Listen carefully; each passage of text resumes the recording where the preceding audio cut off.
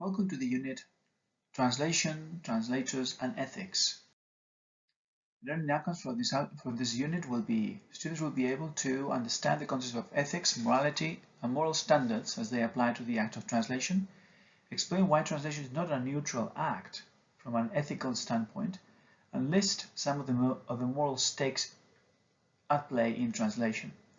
Understand and apply the contents of Andrew Chesterton's proposed hieronymic oath for translators and interpreters to a selection of case studies. Identify and describe the perspectives and related ethical core values underlying Chesterton's oath. Some preliminary thoughts on the meaning of ethics and morality and moral standards as they apply to our discussion here.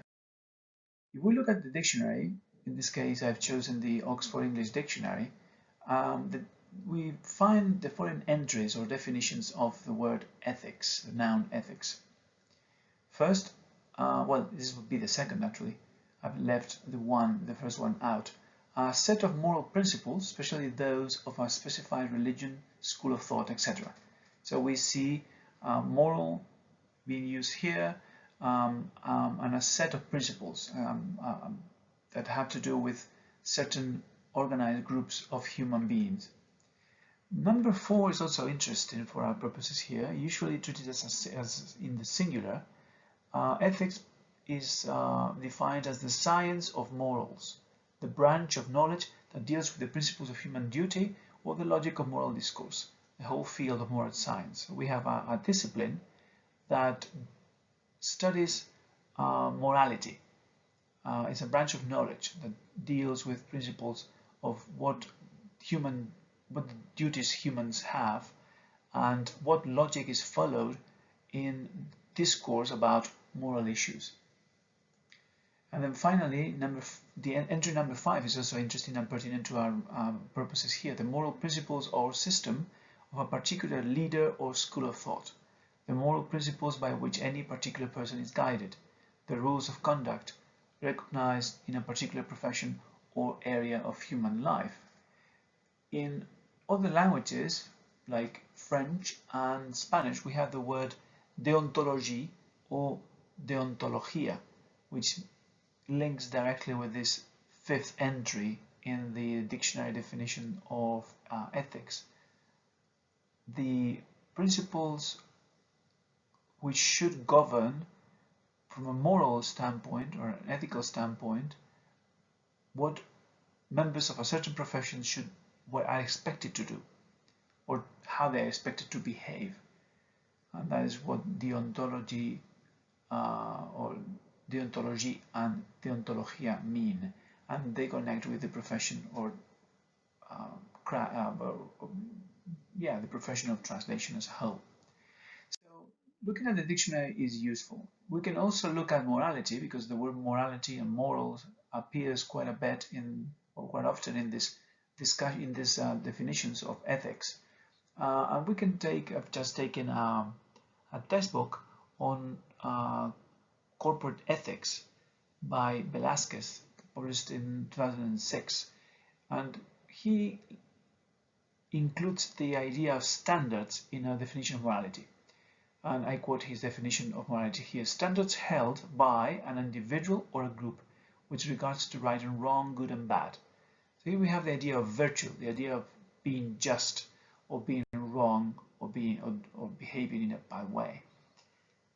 If we add to this the idea of standards, following Velázquez also, we find that he refers to standards, or moral standards rather, as rules regarding types of actions that we believe to be morally right or wrong, as well as the value we assign to the types of objects we consider to be morally right or wrong. So ethics and morality and moral standards deal with human beliefs or points of view regarding what we consider to be right or to be wrong, just behavior or vicious or wrong behavior. And he, I think, is interesting too as preliminary thoughts about ethics to consider what he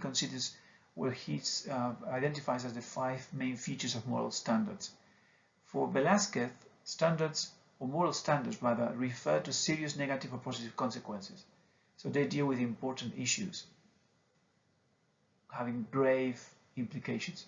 Second, they are not enacted by a legislative body or by virtue of any legal requirement. So they seem, for Velázquez, moral standards seem to transcend legislative processes or vote or the votes or a voting process of a group of people in a political or institutional environment. They seem to transcend, maybe precede decisions made by authorities in a legislative environment. They are not voted upon necessarily. Third, they must take precedence over other values. So there's a hierarchy when it comes to moral standards, including personal interest. When we have to choose between personal interests and these moral standards, sometimes we'll see that these moral standards not necessarily match the individual's interest. Fourth, for Velázquez, these moral standards are based on neutral and biased considerations. And finally, they are linked to emotions and a special vocabulary set. So there are some questions that we can pose, or maybe we can ask to introduce or link the idea of ethics and translation. We could ask, for instance, if there is an ethical or a moral dimension to translation indeed. How does this ethical dimension affect the agents, those who engage in translation, the translators themselves, and other stakeholders as well? Where does the ethical focus lie on translation? Are we looking at translation as texts, at the author, at the source culture, the source language? Are we looking at the translator? Are we looking at the target culture, the target readers, the target language? Where does the focus of the ethical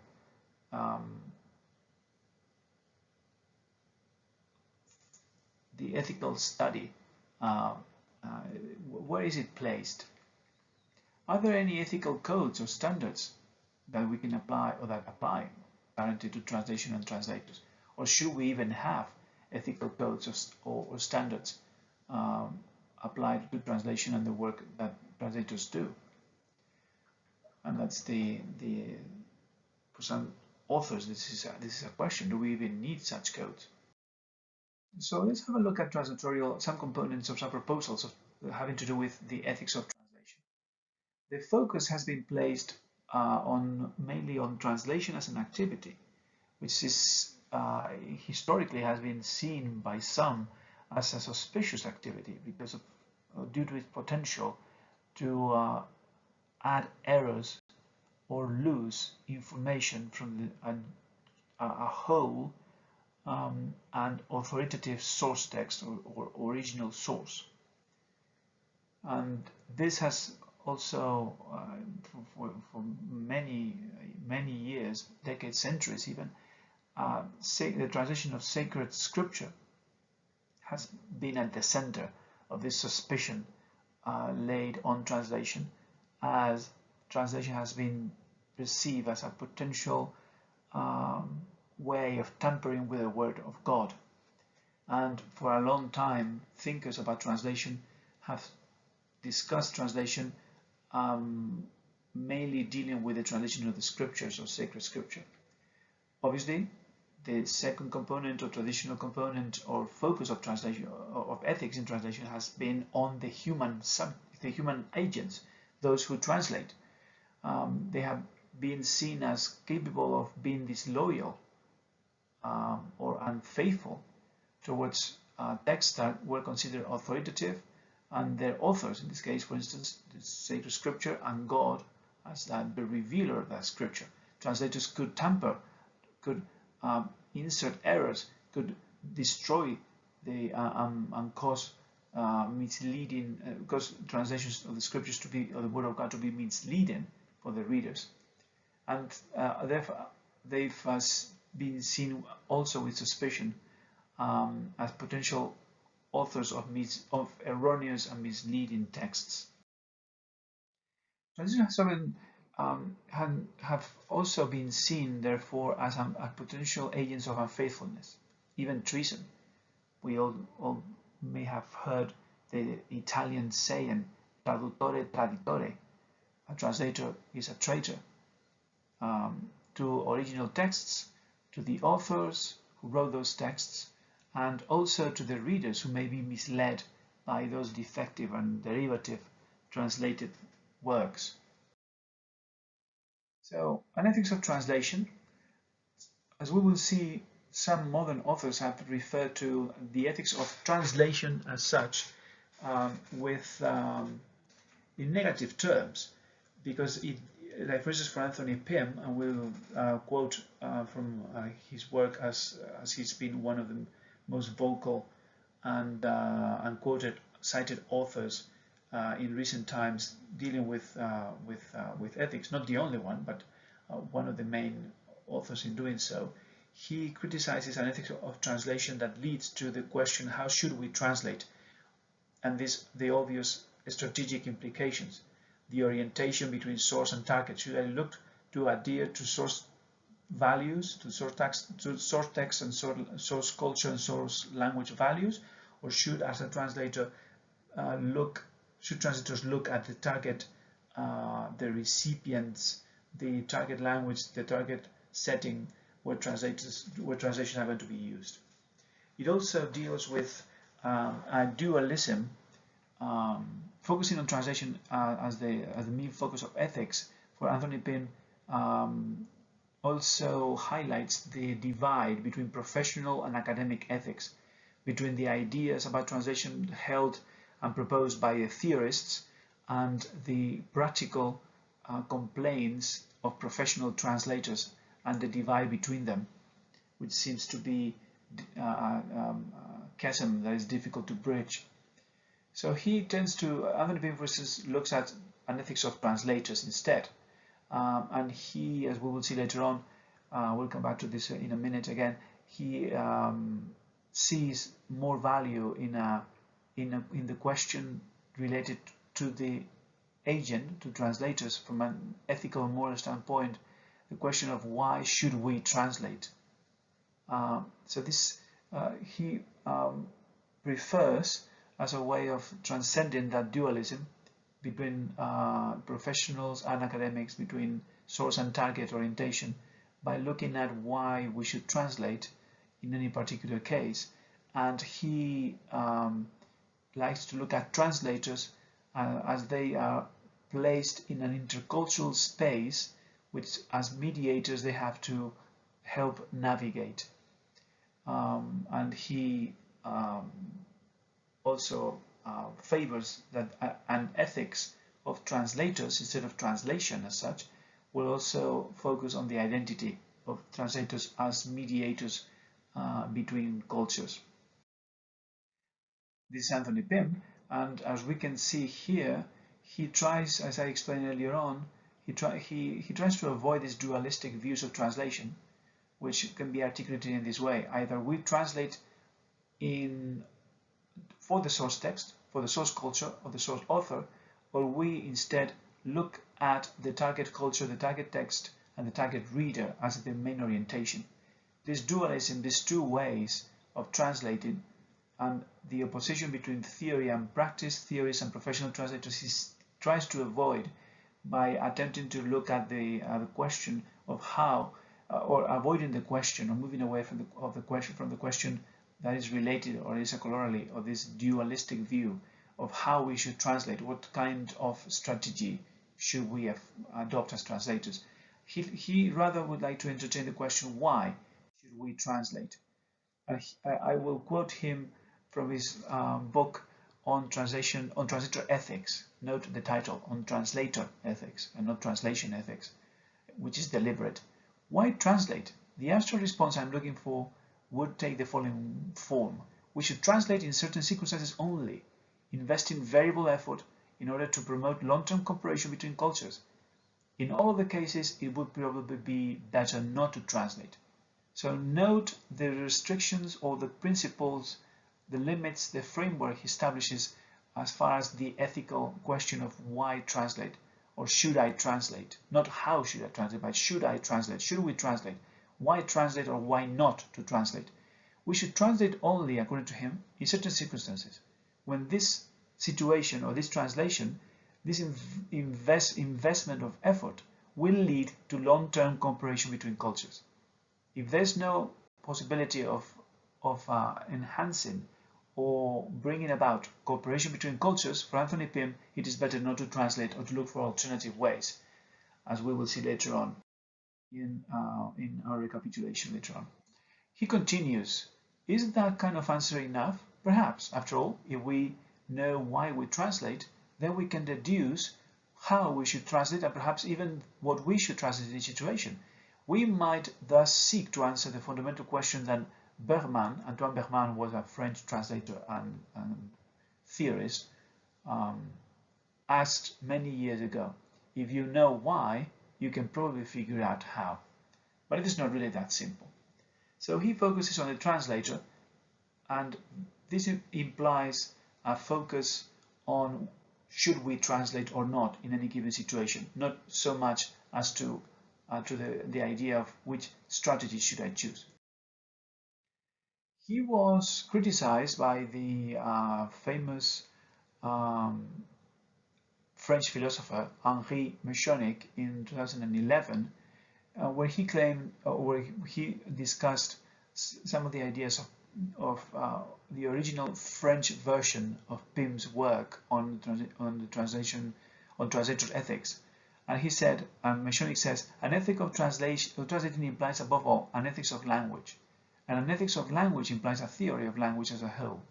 He would rather look at what language does, and he criticized Pym for to a certain degree, leaving this out of his discussion of translatorial ethics, or the ethics of the translator.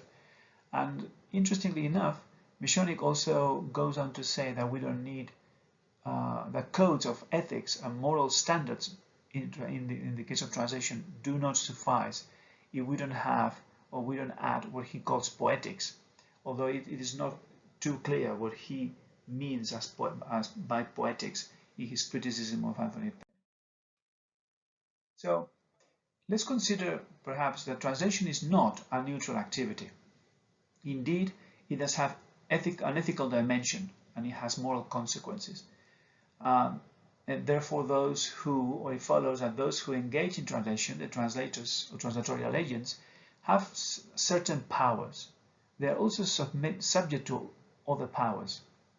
And some will claim that translators have, on the whole, very little power in the overall economy of the translation situation. But certainly translators do have the power to influence the interpretation and reception of an author or a text that readers are going to make, because readers who do not know or lack knowledge of the source text, have no access to the source text to compare them, will rely exclusively on our work as translators and on our interpretation and our decisions in the translation process to understand, to interpret, and to comprehend and to appreciate the work of the author. So our decision making shapes not only translations but also the reading and the effect, the tone, and the reaction and reception that the original authors will have amongst target readers. Therefore, depending on how we translate, there will be certain ethical reverberations or effects to the reception of translation. Another author who has written widely and quite famously about this subject is Lawrence Venuti from Temple University.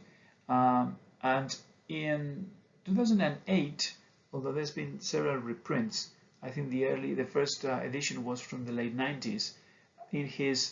On the translator's invisibility, he famously writes the following: a translated text, whether prose or poetry, fiction or non-fiction, is judged acceptable by most publishers, reviewers, and readers when it reads fluently, when the absence of any linguistic or stylistic peculiarities makes it seem transparent, given the appearance that it reflects the foreign writer's personality or intention, all the essential meaning of the foreign text. The appearance, in other words, that the translation is not in fact a translation but the original.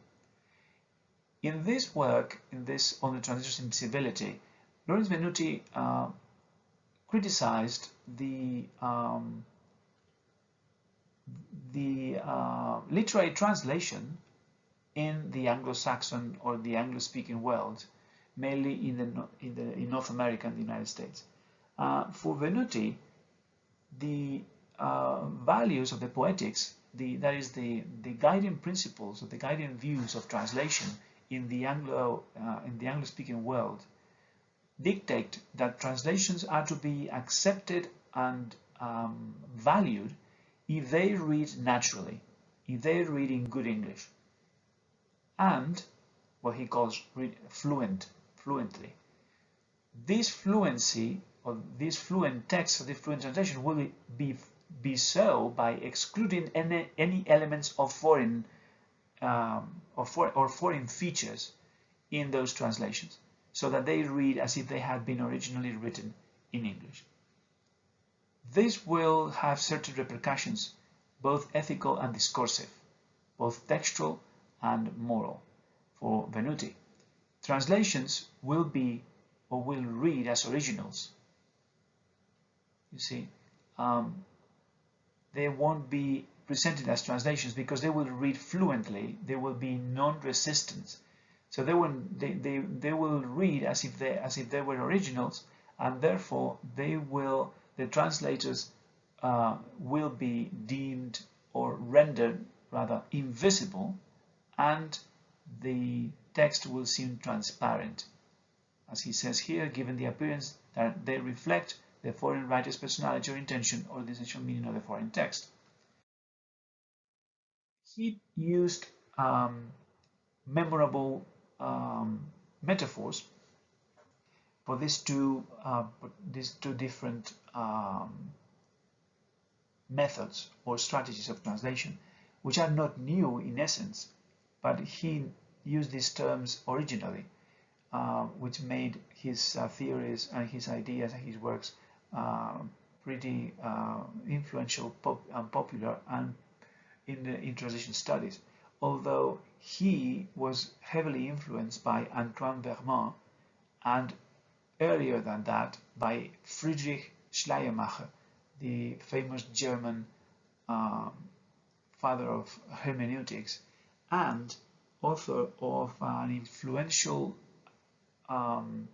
essay called Über die verschiedenen Methoden des Übersetzens, on the different methods of translation. And Lawrence Venuti takes ideas mainly from Schleiermacher and makes them understandable and relevant again for a more contemporary audience, and he applies these principles in his scathing criticism of the Anglo-Saxon environment or translational environment. He uses domestication and foreignization to refer to this idea. So you take a text and you domesticate it, you translate it fluently, so it reads like an original in the target language. So you take, say, a text written originally in Italian, and you translate this text, easing out any cultural differences, writing the sentences, choosing the vocabulary that would result in a very English text. So whereby what you do, whereby domesticating the author and domesticating the other, domesticating the difference. That's domestication. Foreignization, on the contrary, would be to translate in a way that would incorporate foreignness, foreign flavors, foreign style, and would make the reader realize that he or she is reading a translation. You signal the reader through a resistant text, a text that is not fluent or easy to write, is strange to the reader, that he or she is reading a translation that is being taken abroad to experience the other, to experience an alien world, so to speak. So this is foreignization. Obviously, Venuti is advocating foreignization and foreignizing in the Anglo-speaking world. And he identifies in this, I'm following Jeremy Munday's summary of Venuti's ideas, where he identifies two planes or two levels. There's an ethical level to the choice of domestication or foreignization by the translator, and a discursive level. In the ethical level, as you can see there, on the one end of the spectrum, we have the domestication, conforming to target language cultural values. We are taking the text, the foreign text, and we are adapting it, we are domesticating the beast so that it feels natural, it feels close to readers' expectations, it doesn't feel foreign at all. Or we can foreignize the text. We can make visible the foreign, and translators become also visible, and translation becomes visible as well. You're reading an artifact, you're reading a translated text, and you become aware of that in the foreign, due to the foreignness of the translation, so to speak. But this also has ethical dimension, an ethical dimension for Venuti, because domestication for Venuti contributes to ethnocentric points of view or worldviews.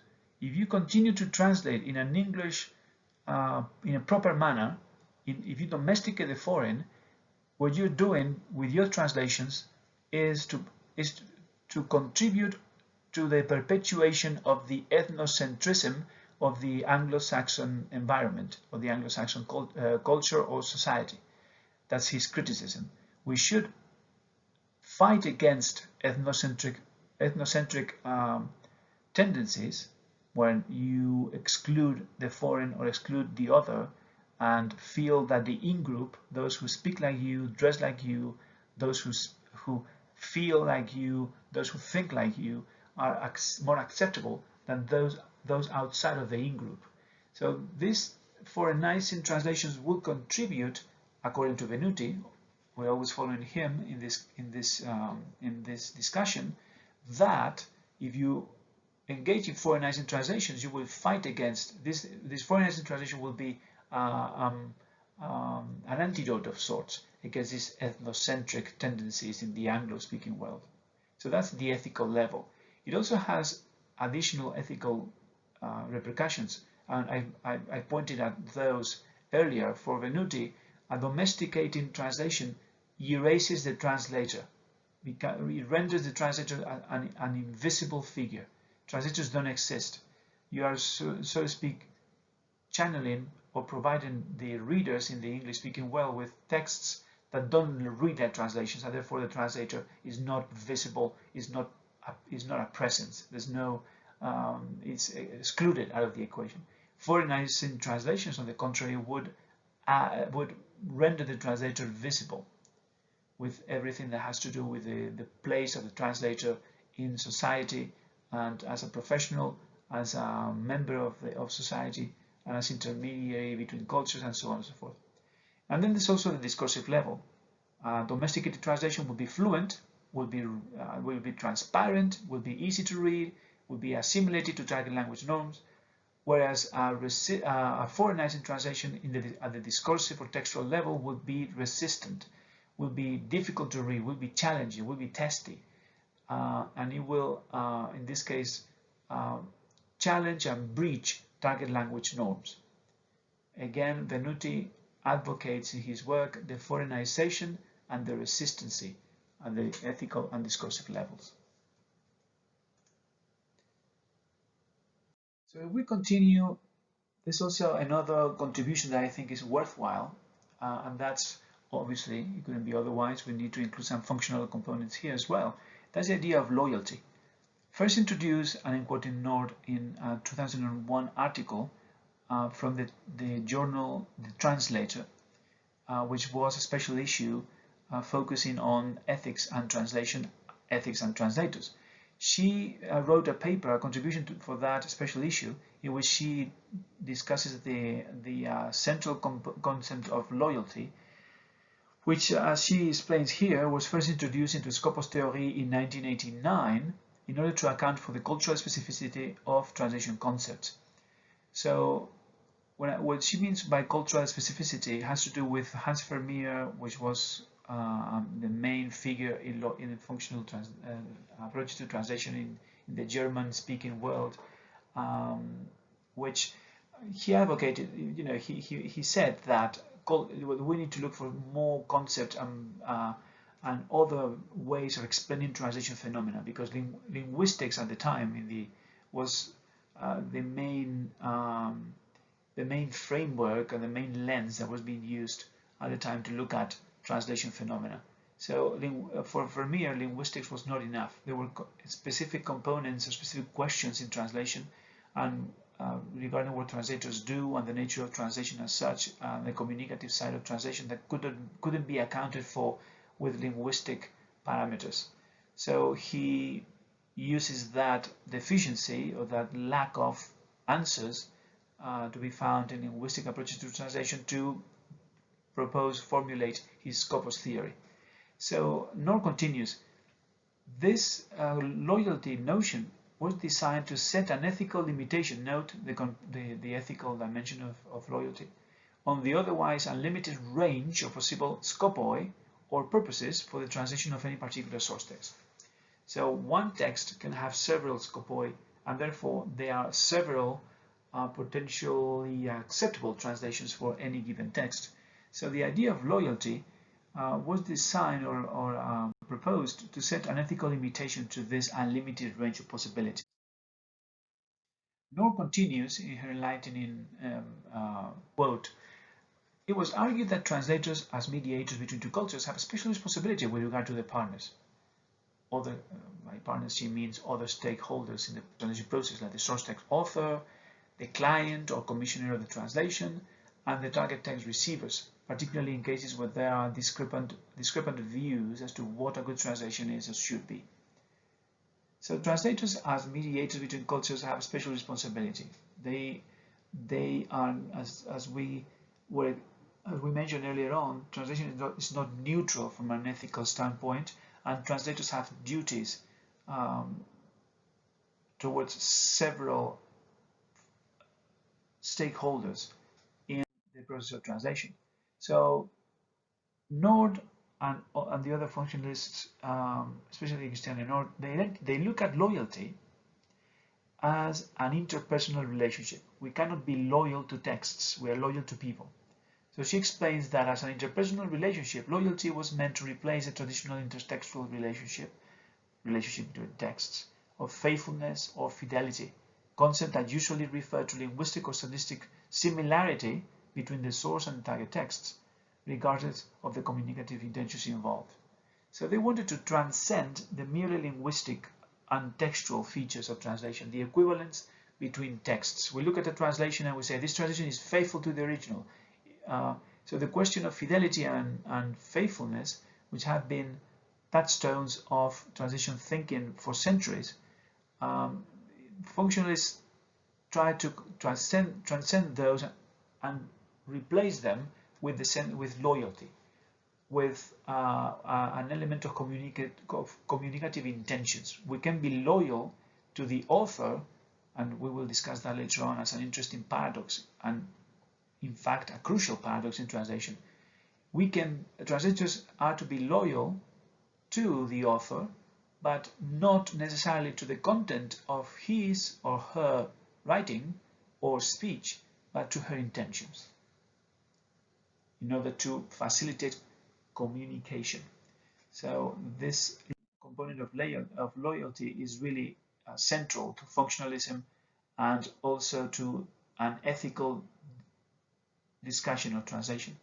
So herein lies the paradox, the ethical paradox. Faithfulness has been seen as a positive value, and as Christian Nor was mentioning there, has been earlier on, is in the quote, has been traditionally ascribed or linked to an equivalent relations between texts. The features, the formal features, the content matches that of the original. Therefore, this text is faithful to the original. And the translator who translates in that way is also faithful. So it's positive. But what's the focus of faith, or that faithfulness? To what or to whom should translators be faithful, or are translators understood to be faithful? And we find that oftentimes translators must betray content and form of an original text if the wish or the aim or the goal is to be loyal to what the communicative intention was, or the author's communicative intention was. So we may have to tamper with meaning and form if we want to be loyal to what the author intended to communicate, of which follows that a faithful translation in form and content may be, and possibly will be, disloyal or unfaithful to the authorial intent. And this is a paradox of translation. In order to be loyal to the intention of the author, we may have to be unfaithful to the substance, the form, and the content of her message. An example of this is the tradition of humor, which is quite an extreme example, but we often encounter the need to translate humor. So if we were to translate a joke, say in a speech or in a written work, what was the aim of the joke in the first place? Normally the aim of the joke would be expressive, to cause laughter, hilarity in those who are in the audience or the readers. So we might attempt, trying to be faithful to form and content, we may attempt a literal translation of the joke, preserving both the content and the style, the word order, the syntax, the form of that joke. What could be the pragmatic or communicative result? That the audience may not find the translation, that literal faithful translation, funny at all, because it doesn't use the mechanisms, the references, the connections, the allusions that make for good humor in the target language and in the target culture and amongst target readers. So we might find, and this is the faithfulness, loyalty paradox here, that replacing the joke with another equivalent, with another joke, not even equivalent, another joke, may constitute a betrayal, or could constitute a betrayal of the source content and the form. You're not being faithful, you are just replacing this joke with another joke, with a different joke. But what would be the result? The result would be what the author or the speaker intended. And that would be reflected in the laughter produced by the joke, or the replacement joke. There's always the urban legend. I don't know how much truth there is to it.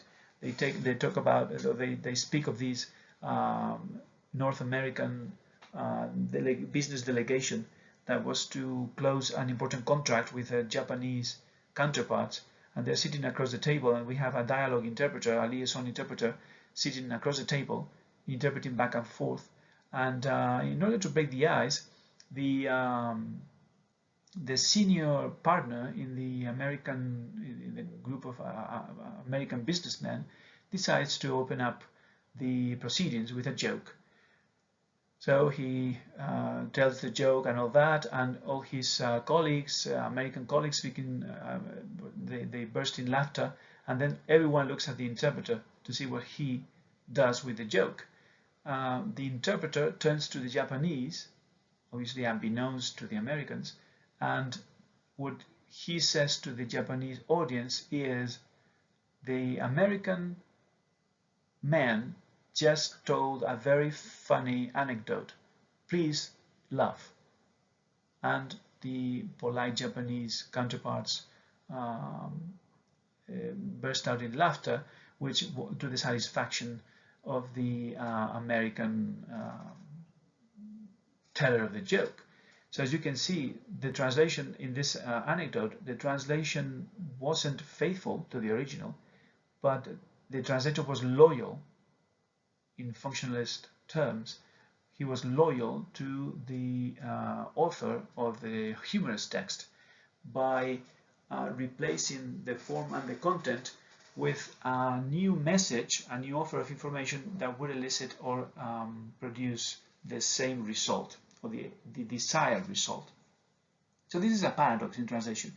Most of the time we need to be unfaithful to the form, unfaithful to the content, in order to be faithful to the original, the intention, the communicative intention. The degrees to which we do this are a different matter, maybe for a new discussion. So if we look at a way of summarizing these contributions, Andrew Chesterman will be our man for the remaining slides. He identifies in a very important in a very interesting and influential article in that 2001 issue of the Translator. He summarizes the contributions about translation ethics in 4 models. The first one would be the model of the ethics of representation. He secondly identifies the ethics of service. The third model of ethics would be the ethics of communication, and lastly, norm-based ethics. Let's look at each one of them in order before we move on to his second proposal in that paper. So, by ethics of representation, and Chesterman dates this ethics of representation all the way back to the idea of the faithful interpreter, the fides interpres, that we find in authors of Roman authors, and also to the translation is also linked to the translation of sacred texts. A faithful interpreter will translate the word of God in a way, in a literal way, in a way that would not betray the word of God as originally revealed. And a faithful interpreter, a fides interpreter, is identified by authors as Cicero, for instance, like Cicero, as one that pays attention to the content and the form. And again, we see the idea of faithfulness to text, or maximum formal equivalence between texts. It also underlies to this idea of representation the powerful notion or meme of equivalence. If you remember, we discussed equivalence in the introduction, memes of translation memes, also following Chesterman's proposals. The notion of allowing the other to appear untamed in his own light also underlies this ethics of representation. Translators would then be, and translation as an activity would be expected to allow the other, the original, the foreigner, the source message, to appear in a, say, transparent way, in its own light, according to Chesterman, in his own words, untampered with, in a pristine and complete and whole state or shape. And finally, quoting Chesterman, the translator's ethical dilemma here is then how to choose and transmit a good or the best interpretation. And he ends the quote, concludes the quote by saying that to represent is to interpret. So that's the dilemma in the ethics of representation: how to best provide the best representation or interpretation of the source. And that has been a traditional understanding of the role of the translator as the author, as the agent of this representation of the source text. He continues his description of the ethics of representation, the first model in translation ethics, with this quote: "If a translator misrepresents the other, with uppercase O, the result may be a prejudiced, biased, ideologically suspect version, which has unethical consequences for intercultural perceptions and relations. Here we see that a lack of correct or a lack of accurate representation of the other has ethical ramifications because it will distort or modify the perception and relations between cultures. And ethics of representation, Chesterman continues, thus highlights the values of fidelity and truth. These are important values underlying the ethics of representation: fidelity and truth. The translator must represent the source text or source author's intention, or even the source culture faithfully and truly, like a good mirror. So these are expectations laid on translations and translators from really ancient times. So the ethics of representation would be the first model. The second model of ethics would be, for Chesterman, the ethics of service. A very different kind of approach, Chesterman tells us, is based on the concept of translation as a commercial service performed for a client. So the idea of translation as service and the ethics of service rendering or also of service supply has to do with translation as a service in commercials, in a corporate or professional setting that is performed for an individual who's paying for it. This is the kind of ethics, according to Chesterman, that underlies, and usually is implicitly there, much of the thinking of functional models of translation that we've seen in our experience, especially those of Holtzman-Terry and Scopus theorists like Hans Vermeer and Christiane Nord. Translation is done for somebody, and we need to follow those specifications. And that's what is deemed to act ethically in the model, or according to the model of service. A translator is deemed to act ethically if the translator complies with instructions set by the client, and if he or she fulfills the aim of the translation as set by the client and accepted or negotiated by the translator. So in this model of ethics of service, translators act justly or ethically if they follow the client's specifications to the letter. A prime quality of good translator's servant is thus loyalty. That's a quality that good translators have when they are considered servants, you see, in the ethics of service. They are loyal, as we just discussed with Nord's introduction to the concept of loyalty. They are loyal above all to the client, but also to the target readers and to the original writer. As you can see, loyalty is an interpersonal, not an intertextual category in the ethics of service and in functionalism. They are also, and this is an interesting addition by Chesterman, they're also efficient and invisible. According to this ethics of service model, translators don't waste time, the customer's time, or money. They are efficient in the rendering of those services, the provision of those services, and they are also invisible. Remember Lawrence Venuti. They provide translations that can be used as originals, and they do not interfere in the process, again in the framework of this model. The third model for Chesterman is the ethics of communication. According to the ethics of communication, the emphasis here is not on representing the other, but on establishing channels of communication between parties. The focus is naturally in communicating across linguistic or cultural boundaries. Chesterman continues. For Pym, he quotes Pym in here for his contribution to this idea of an ethics of translators who are intermediaries between cultures and who are located in a shared space or a mixed space called intercultures. So for Pym, Chesterman continues, the goal of cross-cultural communication is the mutual benefit deriving from cooperation, and the ethical goal of translation is to further intercultural cooperation between parties who are other to each other. So both parties see the other as the foreigner, as a stranger, and the idea in the ethics of communication is to build bridges of communication between cultures and between languages with the aim of achieving a win-win situation, mutual benefit. And this benefit derives from what? from cooperation. Translators are there to facilitate cooperation between parties through translation. An ethical translation, therefore, continues Chesterman, translates in such a way as to optimize this cooperation. You would be seen as behaving ethically if you maximize cooperation between parties.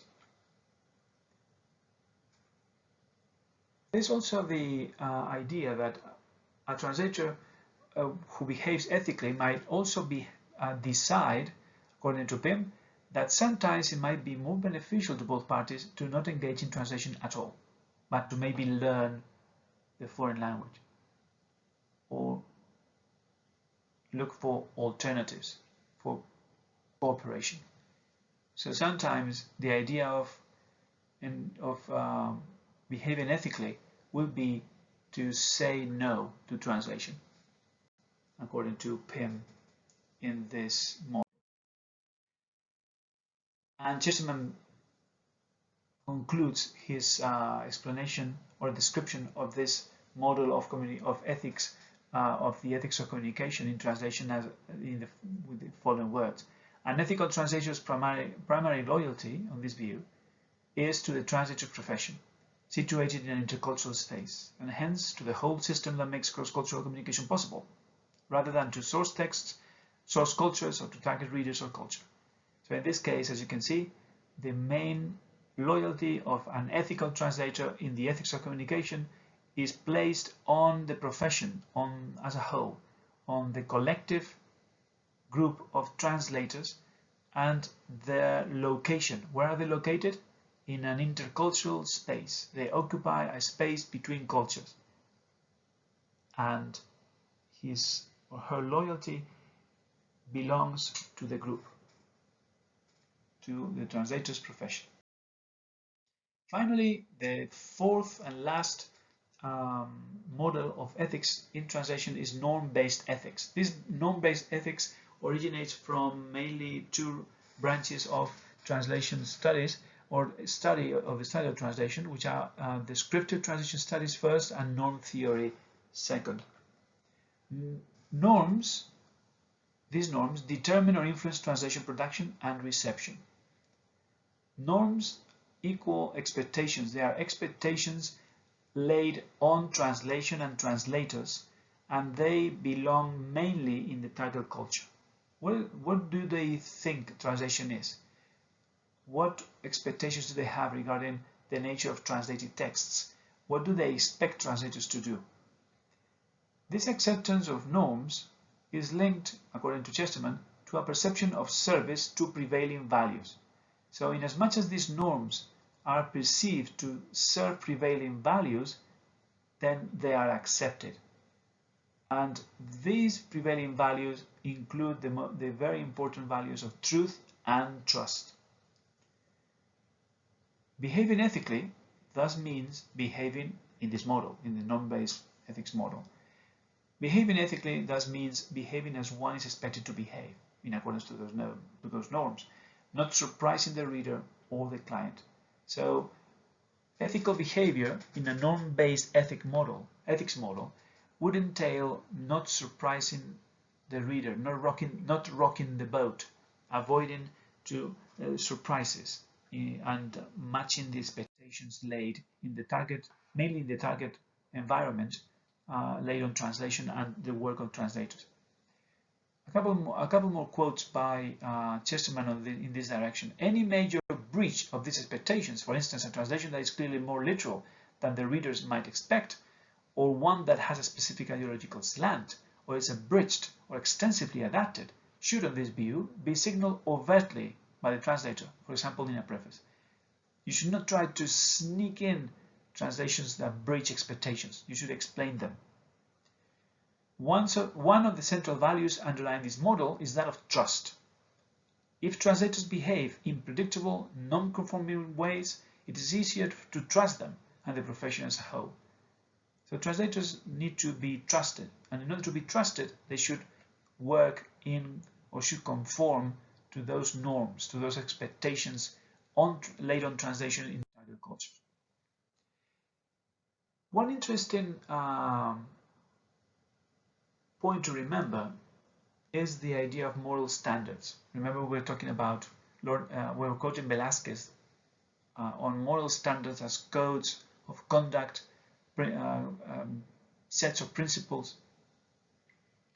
And even though Henri Mechanic rejected the idea that with moral codes and codes of ethics in translation, we are just fine, and then he actually challenged the idea that these codes were enough, or that we only needed to rely on such codes or sets of principles as a reference.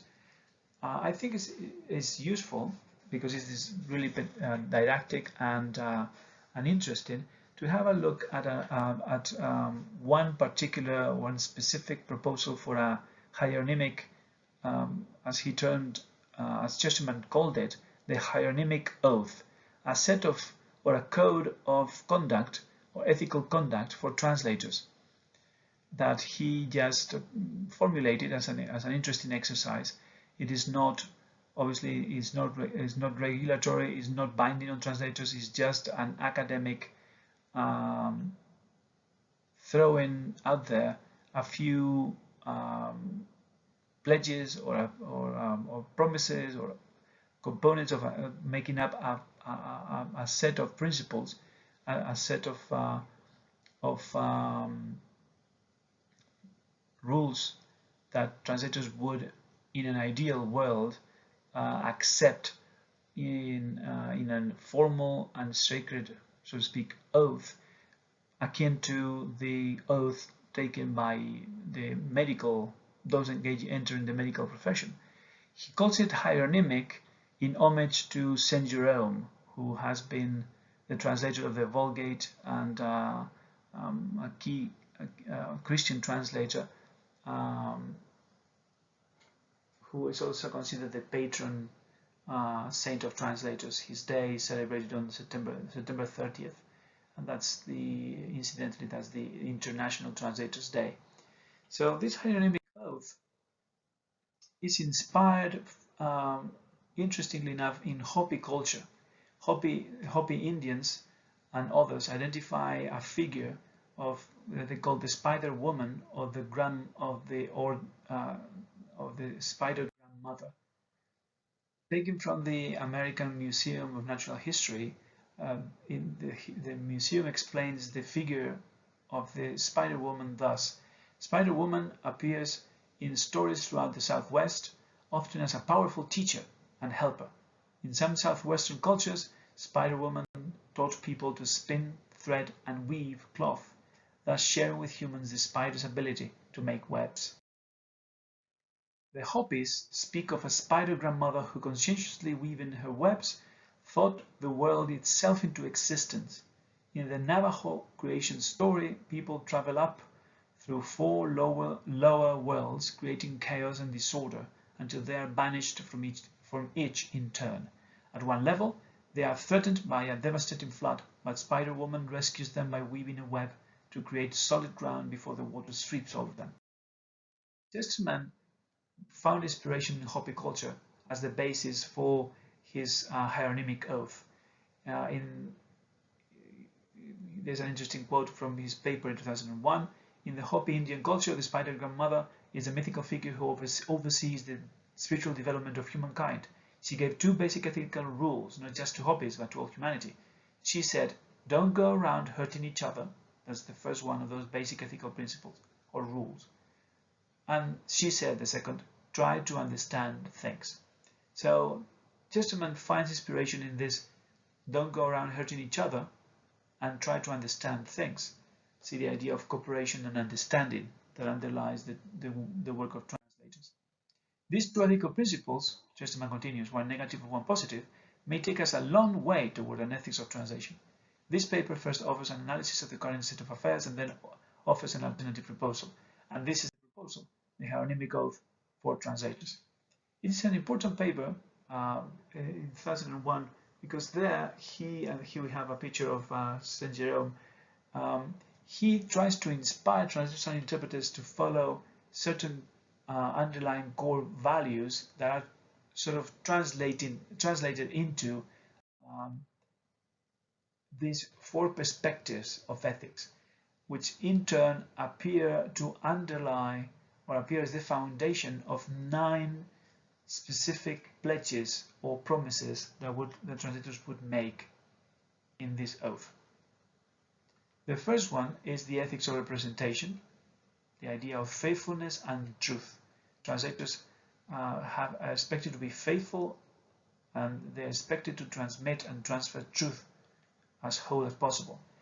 The idea of the ethics of service, and then we have the underlying principle of loyalty to customers, to others, to readers.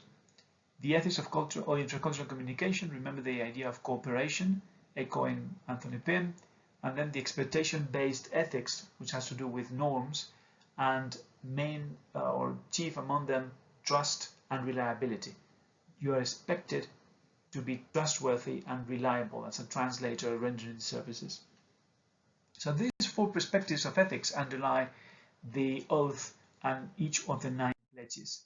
Let's have a look at each one of them in turn, and you have an accompanying handout in which all of these appear together on one page. The first pledge obviously is really general and applies to the whole of the oath. I swear to keep this oath to the best of my ability and judgment. Number 2, I swear to be a loyal member of the translator's profession, respecting its history. I am willing to share my expertise with colleagues and to pass it on to trainee translators. I will not work for unreasonable fees. I will always translate to the best of my ability. Note, this second pledge is a little bit of a hodgepodge, a combination of a few things. On the one hand, loyalty to an awareness of the fact that the translator belongs to a group, a profession, and that you're going to respect the history of this profession. It's understood that you're going to be act honorably and do right by this profession, by your colleagues, the profession as a whole, and by the history of this profession. You will be also willing to share your knowledge, your know-how with colleagues in a generous way, and to pass it on to newbies, to apprentices, to new translators. And then he adds the idea of working for the right price. Will not work for unreasonable fees. This is a really interesting subject of debate because it has ramifications both politically and from a standpoint of economic philosophies, of ways of looking at the economy and the marketplace. And then the idea of being reliable. I will always translate to the best of my ability. Number 3, I will use my expertise to maximize communication and minimize misunderstanding across language barriers. So the knowledge the translator has is used or is put to this, is laid down to serve the purposes of communication and to minimize misunderstanding. Number 4, I swear that my translations will not represent the source text in unfair ways. Look at the faithfulness, the matching, the equivalence between the source and the target language and the target texts. The idea that you're expected to provide texts that represent fairly the source texts. Number 5, I will respect my readers by trying to make my translations as accessible as possible according to the conditions of each translation task. Number 6, I undertake to respect the professional secrets of my clients, confidentiality, you see, and not to exploit clients' information for personal gain. I promise to respect deadlines and to follow clients' instructions. Number 7, I will be honest about my own qualifications and limitations. I will not accept work that is outside my competence. 8, I will inform readers of unresolved problems and agree to arbitration in cases of dispute. And 9, I will do all I can to maintain and improve my competence, including all relevant linguistic, technical, and other language knowledge and skills. The continuing improvement, a pledge to continue to improve and to hone your skills as a lifelong learning enterprise. stop the video for a few seconds and note down which one of these you feel is relevant, or you feel that it is that you like the most, and try to think of why you think this is that particular pledge or aspect of the hieronymic oath appeals to you, and why. And then after you have identified your 3 favorite or the 3 pledges that you like the most and the reasons why, continue pressing play.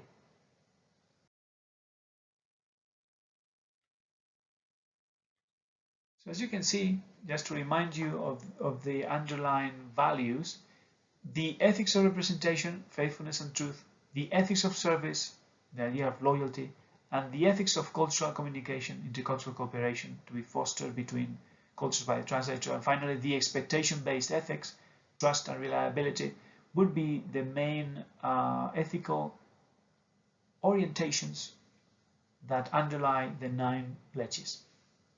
Let's have a look at a few cases, and the idea in these cases will be to provide situations.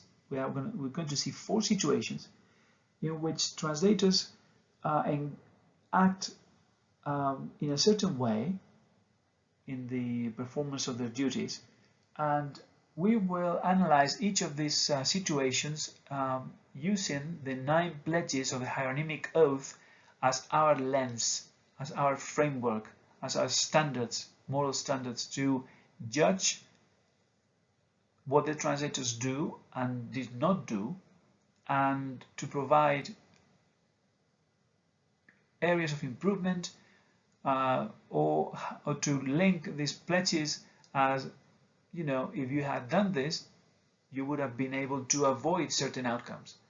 And if you would have followed these pledges in your work, the outcomes would have been these outcomes. So let's have a look at case 1. A freelance translator receives a translation job for which the customer establishes a maximum number of 10 billable hours.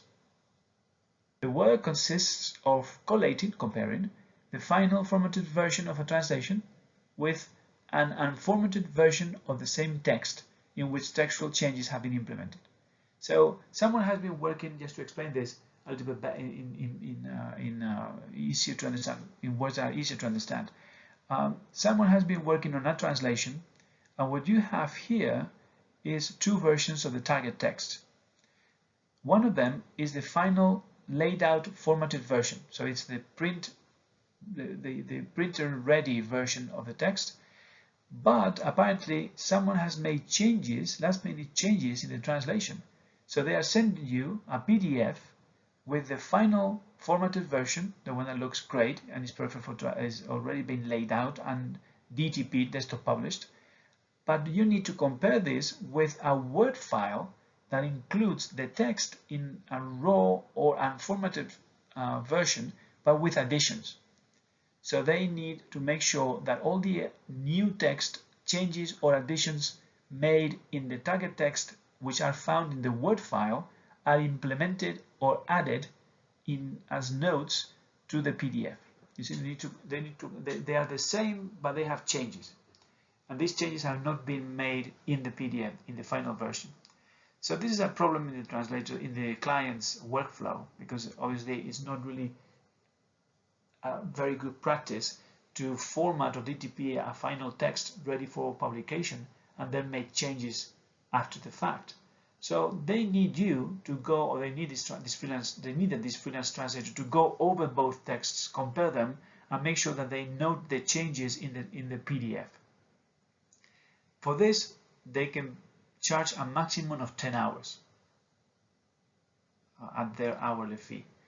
What happened? The translator procrastinates completion of the job, leaves things for the last minute, and only to start it just very close to the deadline. The translator spends 2 hours comparing both texts by scanning through them quickly, and ultimately the translator decides to charge the customer for the full 10 hours quoted by the customer. So the questions would be as follows. Some questions for discussion. What duties or responsibilities of the translator have been overlooked in this case? What did the translator do wrong, you think, or should have done, in your view? What consequences could both alternative courses of action have for the translator? That is, if he had done a certain thing, if he had done the other, what the consequences would have been, or would there be, wouldn't there be any changes to whatever his actions were? Which points and or values on the hierarchical oath you think have been at play in this situation? Which of the pledges, which of the underlying values, ethical orientations you think are at play or can be connected to this case? So in this case, this is our example. You can see, for instance, that expectation-based ethics, the idea of trust and reliability, as well as service-based ethics, expectation of efficiency, are at play here. So the translator was expected to be efficient, the translator was expected to meet certain specifications, and obviously the translator was to be trustworthy and reliable. By his decisions, maybe he's not as trustworthy or reliable because he spent just 2 hours quickly looking through the changes, which increases the likelihood of missing important modifications or changes that had to be marked or flagged so the customer would be able to include them in the final DTP or later version. So by spending a minimum amount of time working on the project, the translator increased the possibility of errors and deficiencies in his work. But in turn, he charged the full 10 hours. So we have, maybe we can say that some of the pledges, like for instance pledge 2, to work on to the best of our ability as a translator, and to not charge unreasonable fees could be included here, linked to the case. Maybe pledge 7, honesty on specific limitations. Maybe he could have contacted the customer to tell them that he needed more time, or that he had just been able to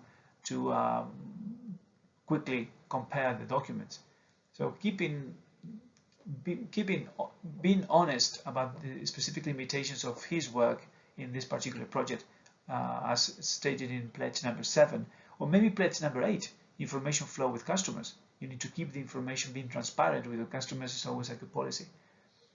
So the breach of trust can damage the translator's individual reputation, and according to Chesterman's view, it can also not only damage the relationship with the customer, but also reflect negatively on the profession and the image of translators as a whole, which has to do with pledge number 2. So now that you've seen the example, let's have a look at case number 2.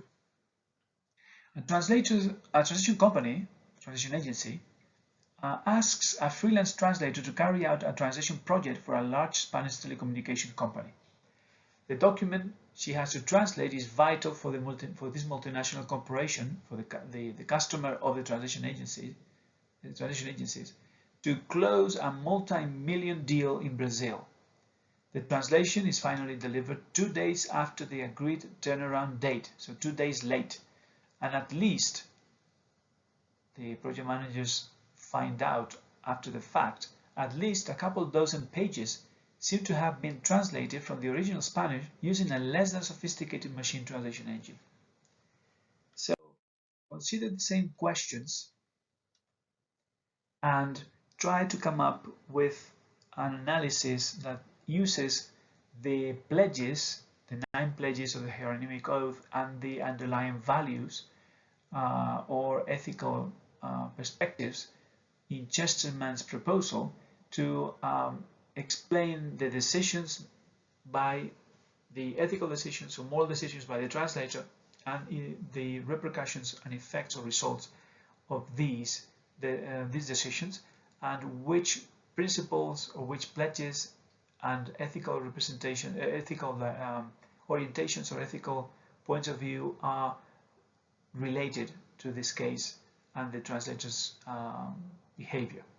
Stop the video and jot down a few notes answering to these questions, and using the handout to identify which pledges are involved or which parts of the Hieronymic Oath are involved in this case.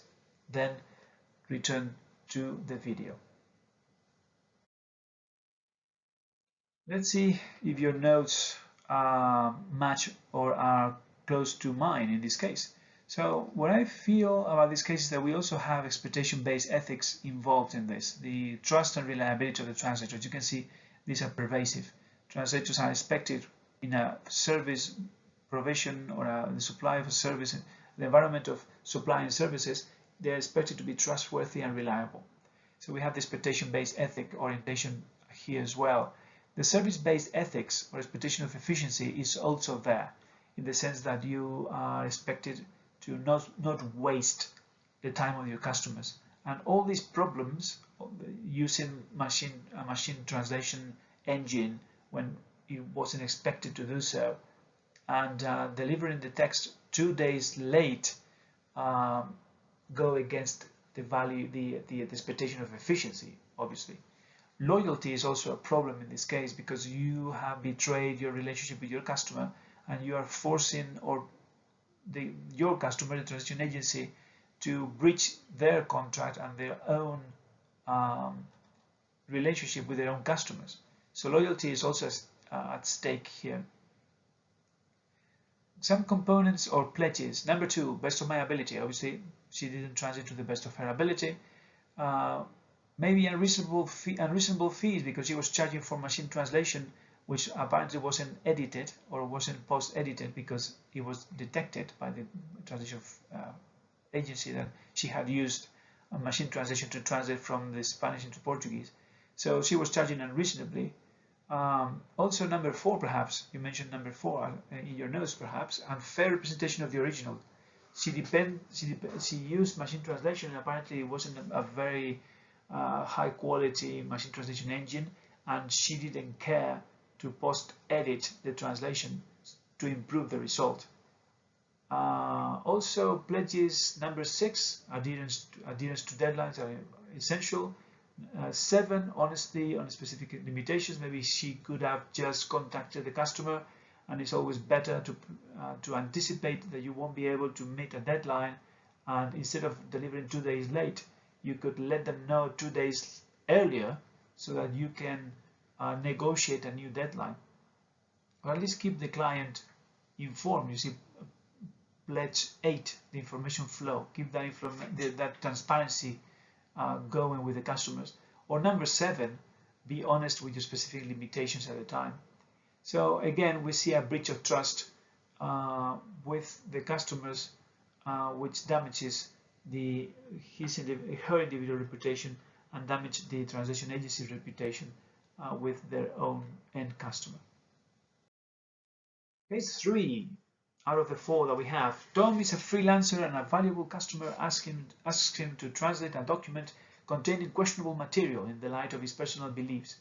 It could be a manual for a poker machine and he is not fine with gambling, or maybe translating a document which contains violent elements or graphic content, or maybe a document with extreme political ideas contrary to his own ideas or his own principles, or maybe he's been asked to translate a text that opposes his particular point of view. So Tom is concerned about declining to take on the job because this is his best customer and they are asking him to treat this project as a special favor and make an exception. So he finally decides to translate the document, but halfway through the project he feels guilty for accepting it and decides to call the customer very close to the deadline to inform the customer that he will not be submitting the job and that they should be looking for a new translator. So this is case 3. Again, we have the same questions, and here are my suggestions for analysis. Expectation-based ethics also involves here trust and reliability, as in the previous cases. Service-based ethics are also involved, the expectation of efficiency, because obviously he didn't finish the job and he decided not to do so just 2 days short of the deadline. So the loyalty is also in breach. There's a breach of loyalty in this case as well, as you would probably agree. Components or pledges: 6, adherence to deadlines; 7, honestly on specific limitations; and 8, information flow with customers are also at play. And the breach of trust and the damage to his reputation and the relationship of loyalty with the customer also is common to or share with the previous cases. Finally, case 4. A novice translator wants to start getting clients to boost her fledgling freelance business. She's just started, you see. She knows translators normally charge an extra fee for projects done during the weekend or for urgent jobs. She also is aware of the standard practice of charging a minimum fee per project. She decides to offer her services online free of these extra or minimum charges. She decides to not charge this, to not apply these charges that are typical in the industry. When her colleagues learn of this, some of them start criticizing them online in translator groups. So again, we have the questions. Stop the tape and think about what principles may be involved here from the oath and from the testament's ethical orientations.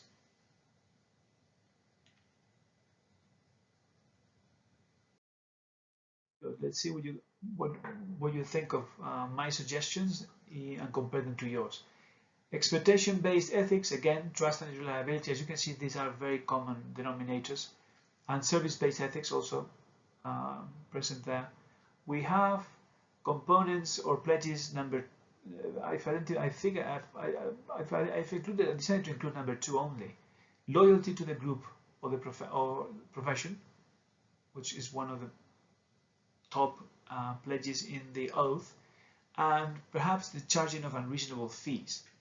Although you probably thought about this because Chesterman is a Scandinavian intellectual and transition scholar, and they are obviously, and we are in this case being totally neutral about them, they might be opposing and underlying views of what a market economy is from a more free market enterprise oriented point of view.